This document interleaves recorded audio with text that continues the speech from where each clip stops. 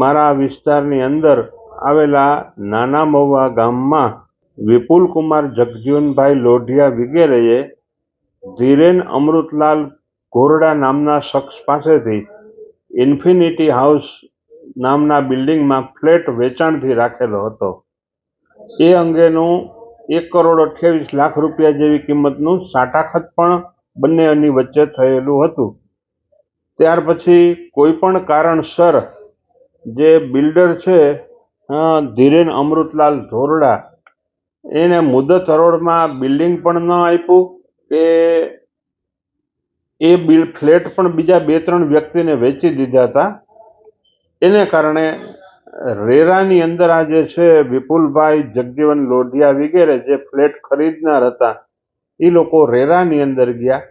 રેરાની કોર્ટે 2022ના સપ્ટેમ્બર મહિનામાં ફ્લેટની જે સાટાખતની રકમ ચૂકવેલી હતી 1,28,00,000 જેવી, એ રકમ રેવન્યુ રાહે વસૂલાત કરી અને વિપુલભાઈ લોઢિયા વગેરેને આપવા માટે આદેશ કર્યો.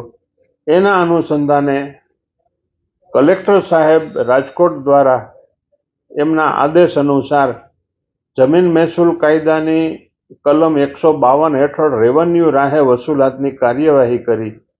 152ની નોટિસ આપ્યા પછી 154 હેઠળ જપ્તીની કાર્યવાહી મારા પુરોગામી મામલતદારશ્રીએ કરી હતી. તેમ છતાં ધીરેનભાઈ અમૃતલાલ ધોરડાએ કોઈ પૈસા આપવાની તૈયારી ન બતાવી અને અમોને જે જાણવા મળેલ છે એ મુજબ એ અત્યારે આ દેશ છોડીને બહાર જતા રહેલ છે, ક્યાંક વિદેશમાં. એના ભાગીદારો છે એ અહીંયા બધી જોવે છે પણ એ ક્યાંય રેકોર્ડ ઉપર આવતા નથી.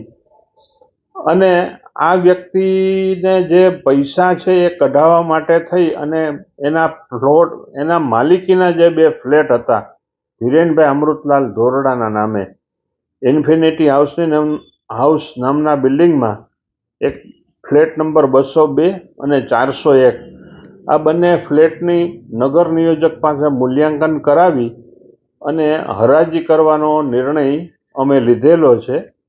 અને આગામી તારીખ 17/2/2025ના રોજ અમારી કચેરી ખાતે આ ફ્લેટની હરાજી રાખેલ છે.